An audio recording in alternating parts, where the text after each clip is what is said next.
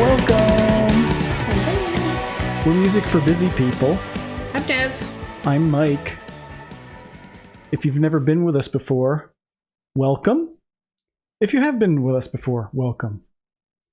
Today we are doing Rush, our second Rush album. It was inevitable. Yes. You guys knew it. We knew it. I promised to be more Rush. People have been asking, so we are delivering. Yeah, it was enjoyable. That first album was, because I'd never heard it before. And then all of a sudden you're right smack dab in the middle of progressive rock, which I never knew was a thing. Well, heard of it, but never delved into it. And I'm like, oh, this is very fascinating. It was fascinating. Well, this should be interesting. I like them. Because that album we listened to was sort of, they were moving a little bit away from progressive rock and a little more mainstream. Now we're going back in time 5 years to where they were knee deep in the progressive rock. The album's called 2112. Okay. This album came out in 1976. Now we're getting deeper into Rush, so we weren't maybe ready for this, so now we are. We try to listen to an entire album at a time. Sometimes we throw in some live or some other things, some cover songs. Cover songs. If this is an old album, all you had was the lyrics, then we'll look at the lyrics. If you didn't have lyrics, then we don't look at the lyrics. We try to pretend like we're listening to this when it came. The originality. Yeah, like when it came out, when it was on vinyl, this is the way you listen to it. Got to say thank you to the patrons. Thank you so much, patrons. We couldn't do this without you. We can't really monetize these videos, so the patronage on Patreon really is the lifeblood of our channel. Mm-hmm. There's plenty of love presents, but it really gives it a nice jolt. Yeah, check out the Patreon if you haven't yet. We have extra videos there and other things. It's fun. And you could leave us a one-time tip by the information I'm showing you here. You can either use PayPal or the thanks button in some of our videos. Any donation of $5 or more will get recognized in our next video. Have you subscribed yet? I'm talking to you if you haven't yet. Please subscribe. The people watching our videos takes a while. It's like less than 20% of the people are subscribers. But subscribers really helps the channel grow. Even if you catch our videos without subscribing, we would really appreciate it if you could press the button anyway. Thanks. Love you. Hey, and keep on with the comments and the sharing, and like the video if you like it. Those all help as well. Thanks a lot. And they're amusing. Let me give you a little background from what I know from my little research. By the way, I've never heard anything off of this album ever. I wasn't really a Rush fan when I was a kid. None of my friends were. My siblings weren't. So I really wasn't exposed to Rush except when they were on the radio. I know like their big radio songs, but that's it. And this album has no big radio songs on it. In fact, this was their fourth album. And I think at this point, their record company was giving them like one more chance. They were maybe going to drop them because they weren't doing that great. They were doing okay in Canada, but that was about it. Their third album didn't do well. So this is their fourth album. And they were like, make it more commercial. So what did they do? Side one, a 20-minute song. So they just said, you know what? They said, the heck with that. We're going to do what we want. It's sort of a compromise. They did one side as a big, long side, and the other side is normal length songs. I dig. It turned out, though, that this was their most successful album so far. And it was sort of their breakthrough album in the U.S. Nobody in the U.S. really knew who they were. In the U.S., they were like an opening act.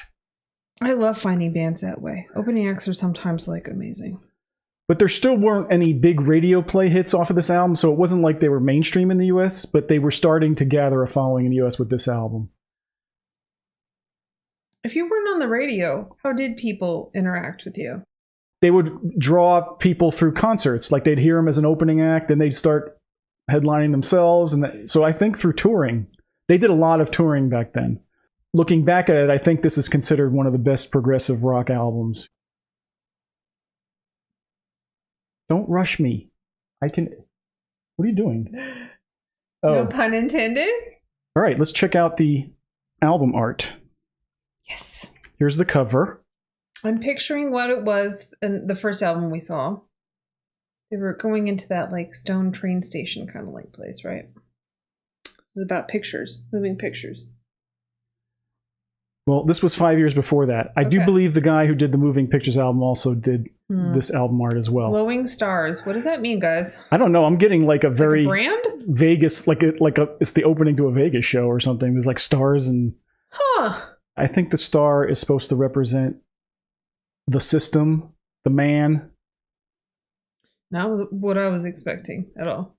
Well, it's because you don't know the story of the song 2112, which we'll learn as we listen today. Check out the back of the album. Rock stars! What the hell? That's the back. Oh, I love that picture.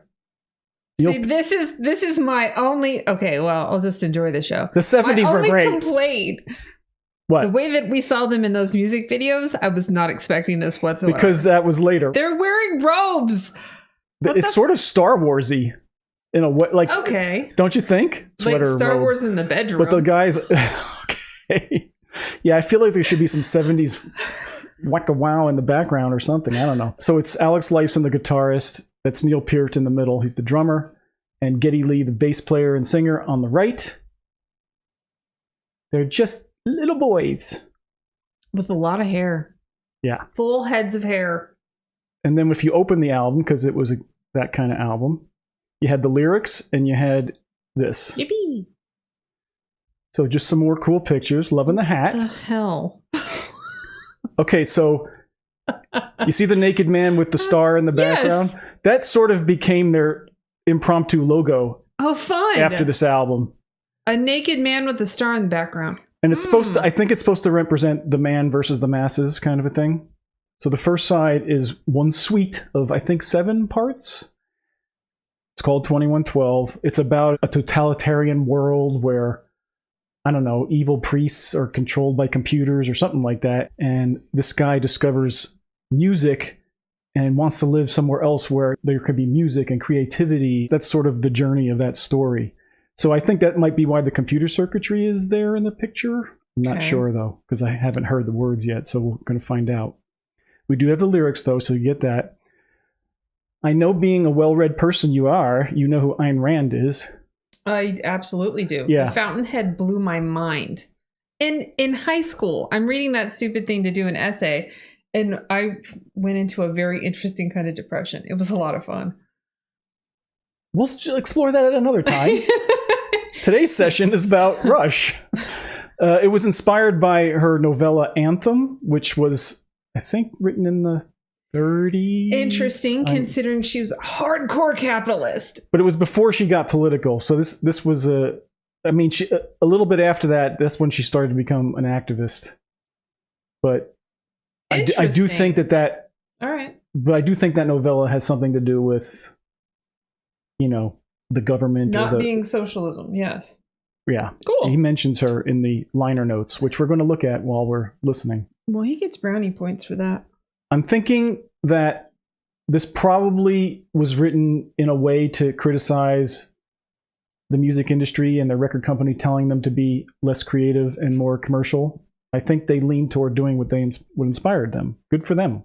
There's a graphic novel video, but we're not going to watch that. Because it didn't exist back... Well, we can watch it later. That's mean. Honey, you can watch it after. It's fine. I don't want you to be distracted by the... Understood. That's why. I understand. That's the main thing. We didn't watch it when we were listening because we wanted to have our first experience just be about the music and the lyrics. Mm-hmm. But I'm going to show the graphic novel version of the lyrics for the purposes of our audience. So we'll have to watch that at some point. We're just not watching it for this because we wanted our first listen to be just like it would have been in 1976. What would it have been? Lava lamps? Okay, 'tis time for 2112.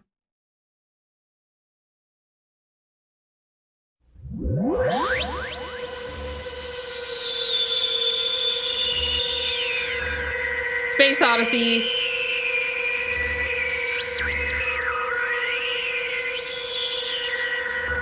I wonder if any of these guys were into astrology.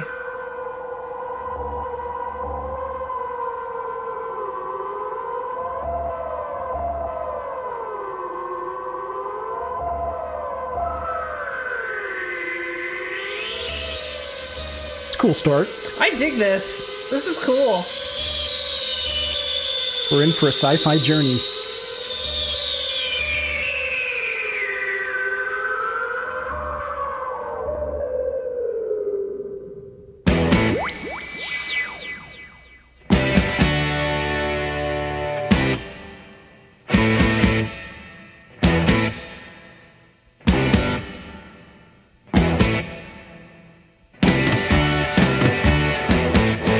Very tight.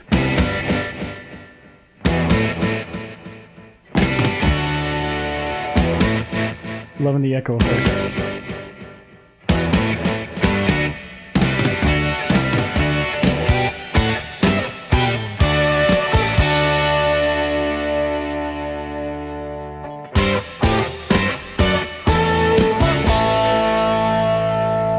You can tell they really liked Yes.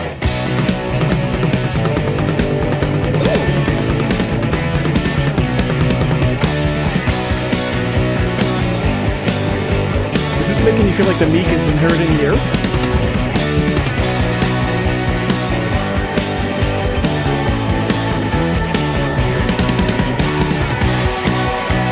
I'll say it again. I love this drummer. He's one of the best.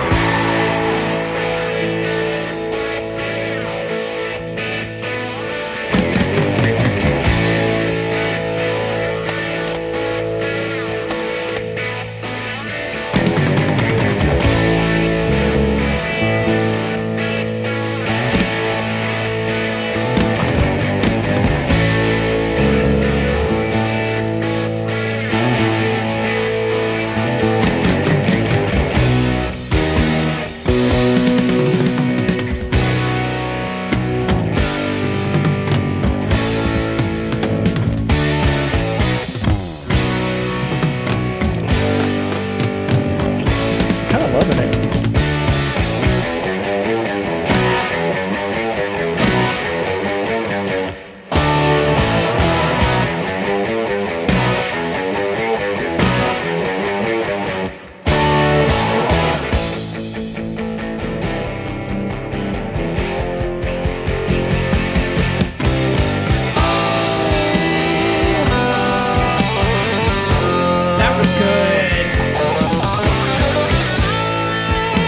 Just the overture.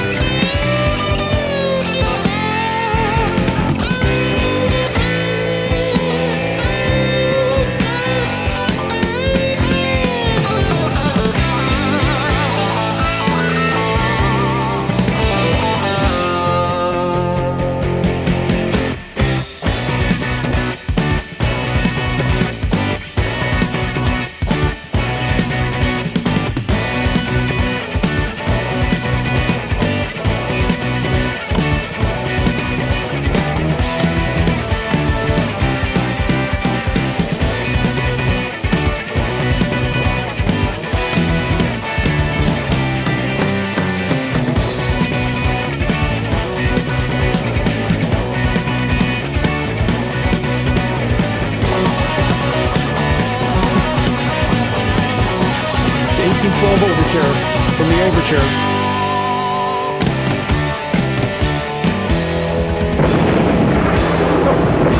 Complete with canon.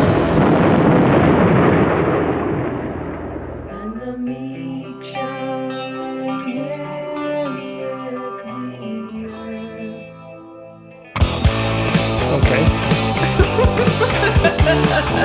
All over the place. I dig it.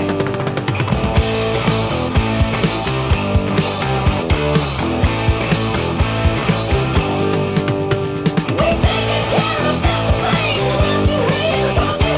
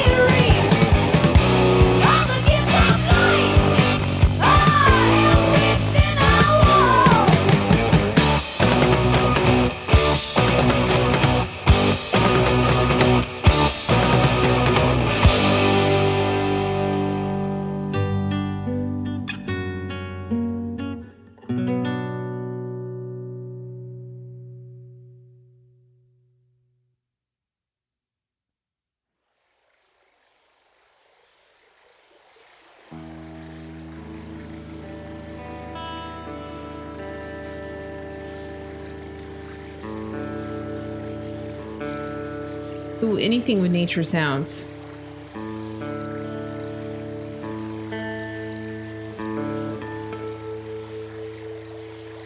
Behind a waterfall, there's a cave.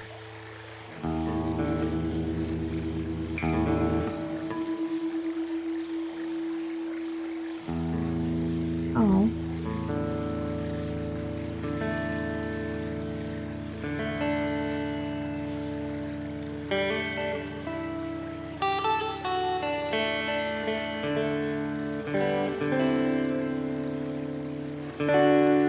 It's quite a contrast from the opening.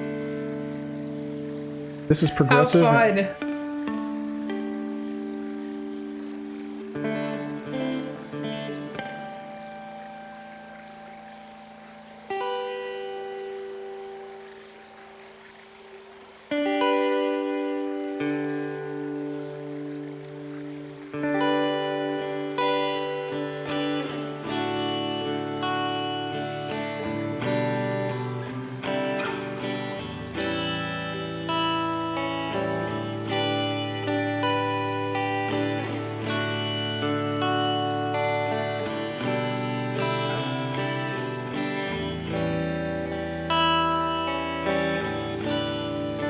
What can this strange device be? When I touch it, it gives forth a sound. It's got wires that vibrate and give music. What can this thing be that I've found?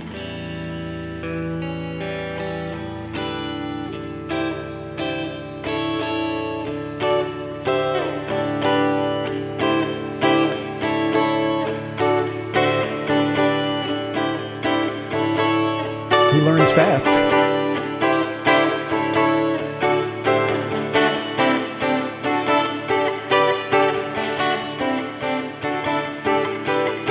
See how it sings like a sad heart and joyously screams out its pain.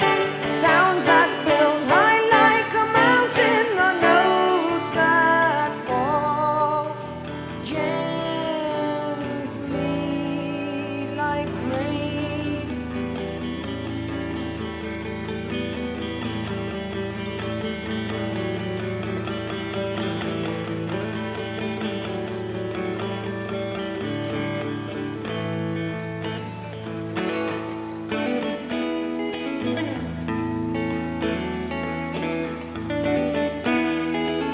I can't wait to share this new wonder. The people will all see its light. Let them all make their own music. The priest praise my name on this night.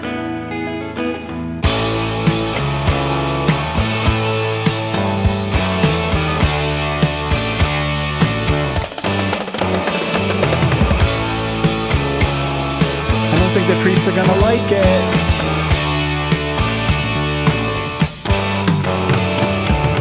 I know it's most unusual to come before you so, but I found an ancient miracle I thought that you should know.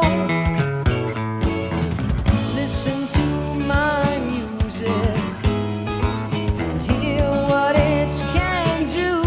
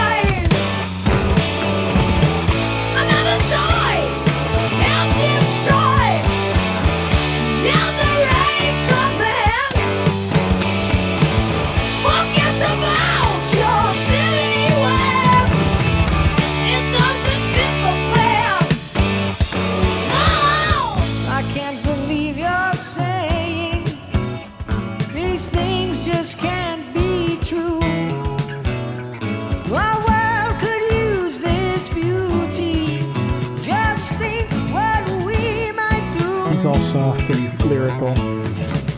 Listen to my music. Hear what it can do. There's something here that's as strong as life. I know that it will reach you. And the priests are the hard rockers. Thousand millions further. Oh, we have our work to do. I really dig his voice. He's got some fun range. What use have they for you? Another toy will help destroy the elder race of man. Forget about your silly will. It doesn't fit the plan.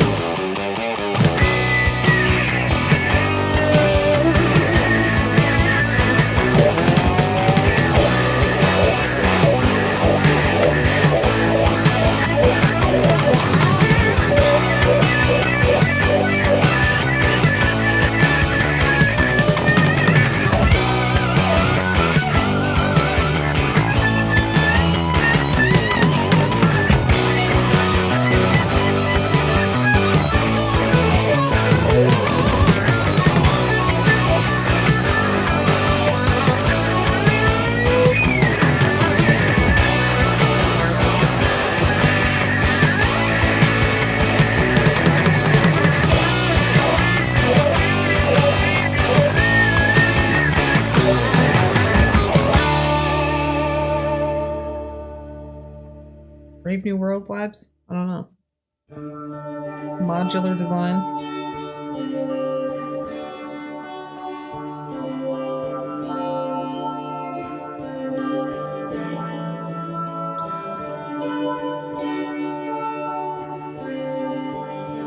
It's quite the extreme transition.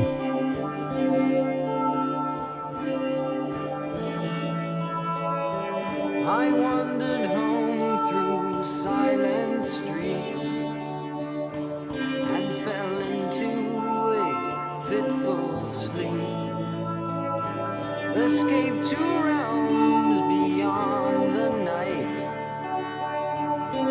Dream, can't you show me light?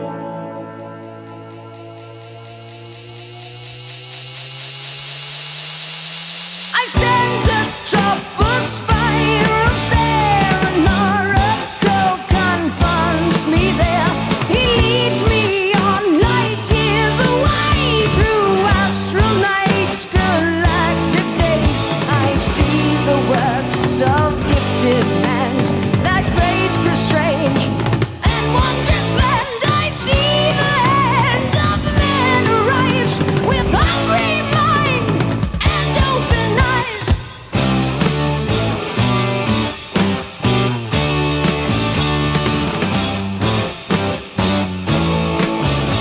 They left our planets long ago.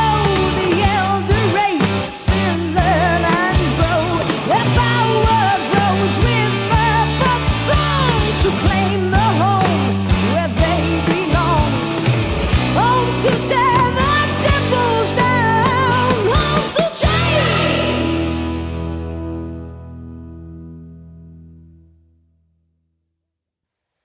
For an oracle, he's wordy. Right?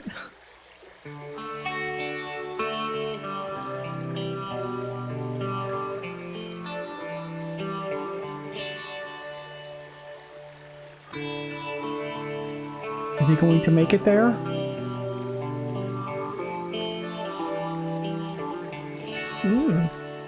The sleep is still in my eyes. The dream is still in my head. I heave a sigh and sadly smile and lie a while in bed. I wish that it might come to pass, not fade like all my dreams. Just think of what my life might be in a world like I have seen.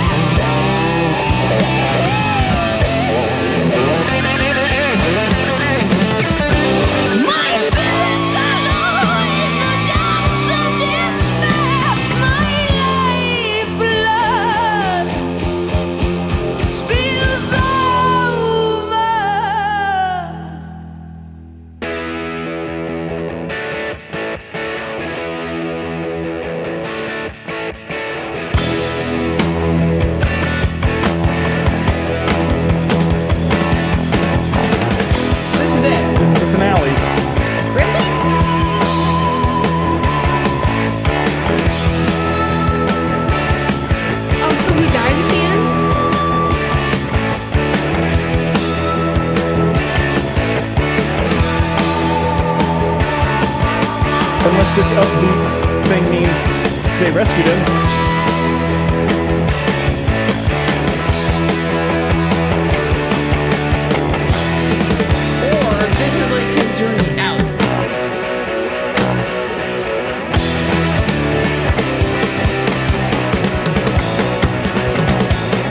I think it's left for interpretation.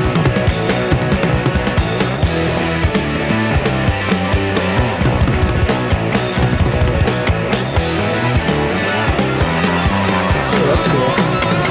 The guitar coming in from the right. It's my kind of album.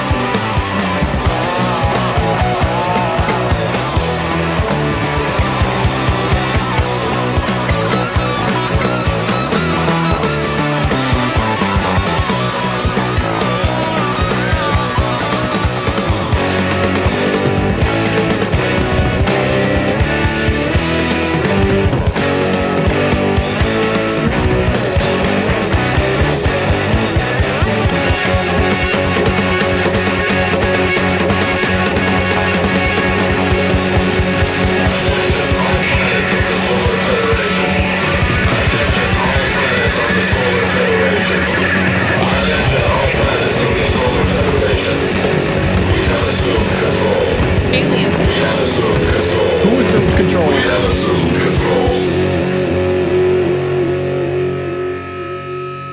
They might be aliens.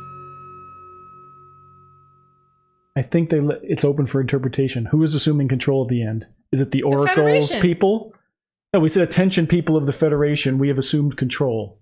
Yeah. That's what he was saying. Yeah. So the Federation was there already. Yeah. And So I'm assuming who that has was assumed the control? lead spokesperson No, could of that the Federation. maybe that there just was there an uprising and did the priest take over again, or did the Oracle and his people come in and? Oh, okay, I got it. It's not clear to me. Interesting. I'd have to 'Cause he listen was at a the- couple more times to. I don't think you're know. supposed to know. I liked the first one, but I really liked this one. Album. Is that I mean. bizarre? No, this is. This seems This so is cool. much more organic. I like progressive rock. As much as I when hate when that it word for works. stuff like this. You know what? I know you're not going to know any of this, but I'm getting a strong vibe of Tommy by The Who. Nope, that was wouldn't know. okay, but I'm just telling you, The Who put out a couple of albums where they did rock operas. Yeah. And so this has that feel to it. And just some of the playing just is reminiscent of that to me. Also, I'm thinking Jesus Christ Superstar because of the singing. He's singing in the style of like Ian Anderson from Deep Purple. For those of you who know who that is. He was Jesus in Jesus Christ Superstar. And he's got a range up there. Yeah, that was fun. It was. Like. I'm very shocked. Very sort of blown away with that. Did you hear the 1812 overture there in the beginning? And then there was a cannon fire. I didn't. Do you know hear what the 1812 cannon overture fire. sounds like?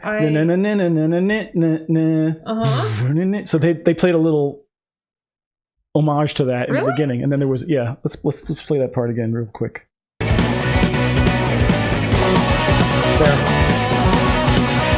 Oh yeah. Totally would have never gotten that.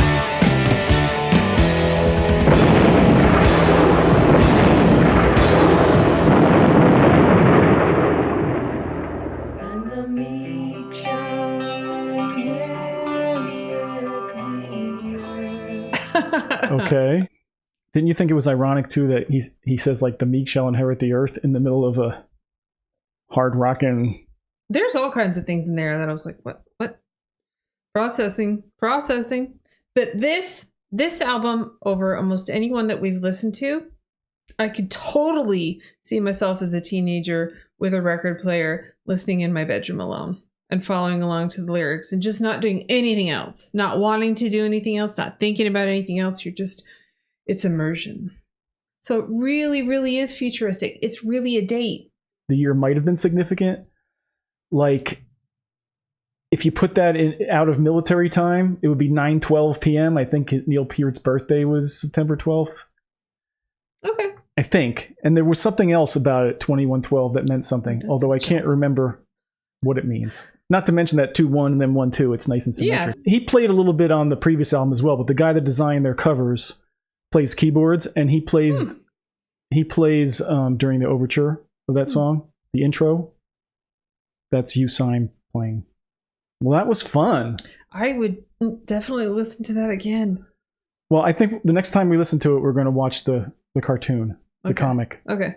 Because that'll be fun. I'm down. So join us for our next video if you like 2112, because we're going to be listening to a live version. And the live version's from 1976, so we're going to really... Fun. See them in their youthful elegance. Yes. I don't know if they play the entire thing, but they play most of it. So that'll be fun. Join us for that. We love you guys. We'll see you next time. Thanks for hanging out. Thanks, guys. Bye. We'll bicker off camera for the rest of the day. Not really. No. We love each other a lot. Who cares? I'm not going to keep that in there. Oh, that's interesting, Mike. Wow. You never know. We have assumed control.